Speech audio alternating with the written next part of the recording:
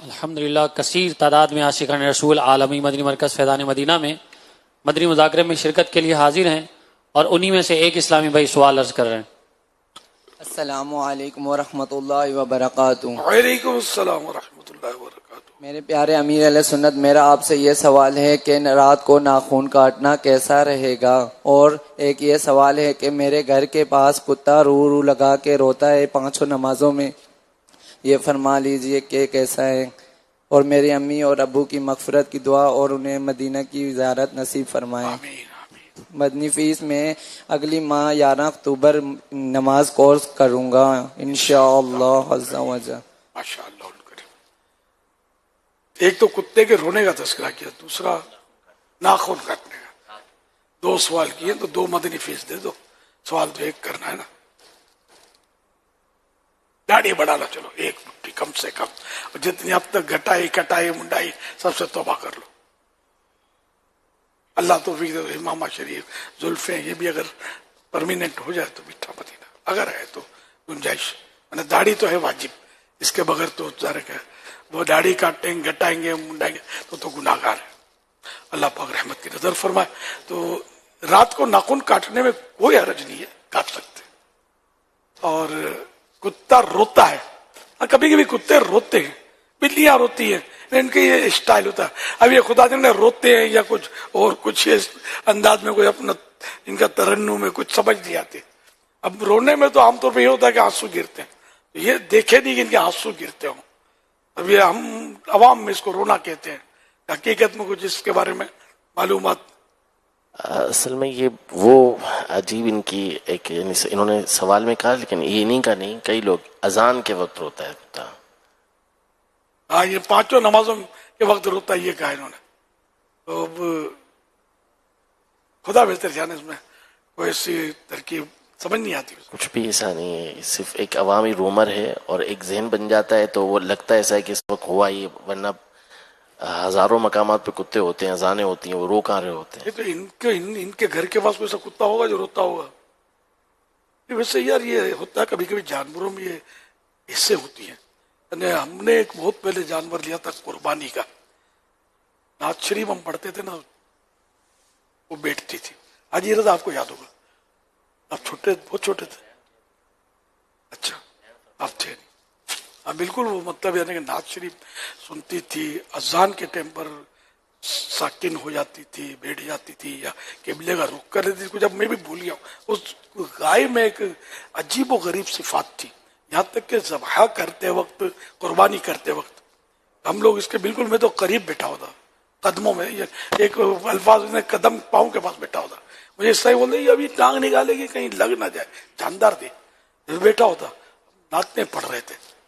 یہ بالکل ساکن لوگ تھے، اتنے گھبرائے بھی نہیں، نعتیں پڑھ رہے تھے، بالکل یوں بیٹھی ہوئی تھی، پھر ٹانگ نکالی اس نے، میں بیٹھا ہوتا قریب، بالکل ہولے ہولے آہستہ آہستہ کر کے یوں تھوڑی نکالی، مجھے کچھ بھی اس نے تکلیف نہیں دی۔ یہ گائے کا تو بڑا چرچا ہوا تھا، اتنا مطلب یعنی کہ انوکھی گائے میں نے بھی ایک ہی دیکھی تھی۔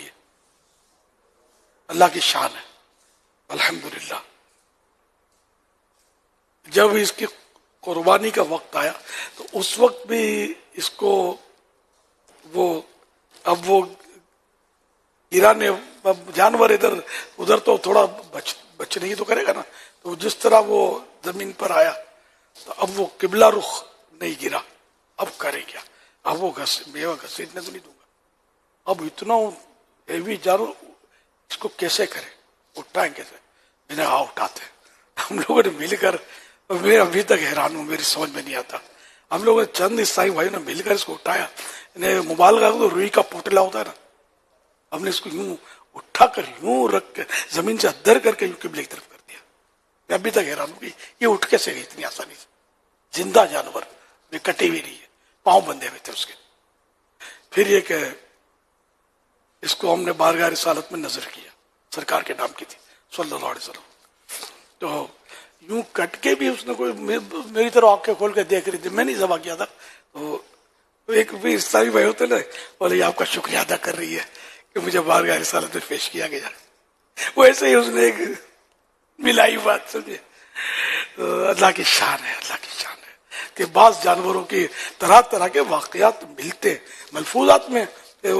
قرآن کریم رکھا ہوا تھا، بندر اس پہ ٹپکے نہیں گیا، اعلی حضرت کا واقعہ ہے.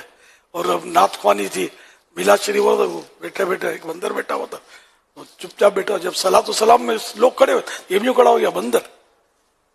تو یہ بعض ایسے عجیب واقعات ہوتے ہیں کہ لوگوں کو حیران کر دیتے ہیں.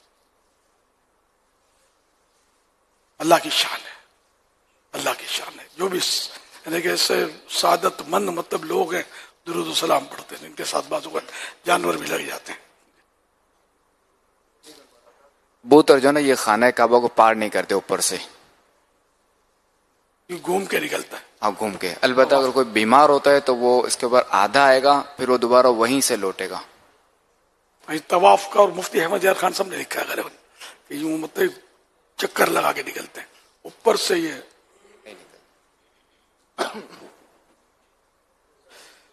اللہ پاک حص دیتا ہے بعض جانوروں کو کچھ نہ کچھ. جبھی تو یہ اپنے بچوں سے محبت کرتے ہیں. جانور کچھ نہ کچھ تو کر ہی رہے ہوتے ہیں. کبوتر تو پہلے تو ڈاکیا پوسٹ مین تھے نا، خطوط انہیں کے ذریعے آنا جانا ہوتا تھا. اس کو سدھایا جاتا تھا، ان کو ٹرینڈ کیا جاتا تھا. صلو علی الحبیب صلی اللہ علیہ وسلم. اچھا، اور رات کو پڑھنے کے تعلق سے میرات المناجی جلد دوسری کے حوالے سے کہ دینی طلبہ کے لیے یہی بہتر ہے کہ رات گئے تک علم میں محنت کریں اور وتر عشاء کے ساتھ پڑھ لیا کریں. ان کے لیے سبق یاد کرنا تہجد سے افضل ہے. یہ وہاں ایڈ کر دیجئے گا، لیکن تہجد پڑھنا، تہجد بھی پڑھنا، سنت غیر موقعہ بھی پڑھنا. کہ ہمارے جو اکابرین، جو علماء، مشائخ، بزرگان دین جنہوں نے علم کے دریا بہا دیے، ان کی نفلوں کی کثرت کے واقعات، ان کی نفلی عبادت کی کثرت کے واقعات بھی موجود ہیں. وہ امام اعظم پوری رات عبادت کرتے تھے، ہے نا، کتنے نفلیں پڑھتے تھے. کوئی 100 پڑھتے تھے، کوئی 300، کسی کے 1000. تو یہ کرامتیں ہوتی تھیں ان کی. ایک رات میں اتنا پڑھ نہیں سکتا، لیکن اتنی تلاوتیں امام اعظم نے کتنی تلاوتیں کی ہے. تو اس کا مطلب ہی نہیں کہ میں نے بول دیا تہجد سے افضل ہے، میراث شریف میں آ گیا تو بولے خلاص اب نہیں پڑھنی. کل تک تو پڑھتے تھے. نہیں، 2 پڑھتے تھے، اب 4 شروع کرنی ہے تہجد کی رکعتیں. یہ بھی منصوص عبادتیں ہیں. تہجد تو قرآن کریم میں تہجد کا ذکر ہے، احادیث مالا مال اس کے فضائل سے. صلو علی الحبیب صلی اللہ علی محمد صلی اللہ تعالی علی محمد.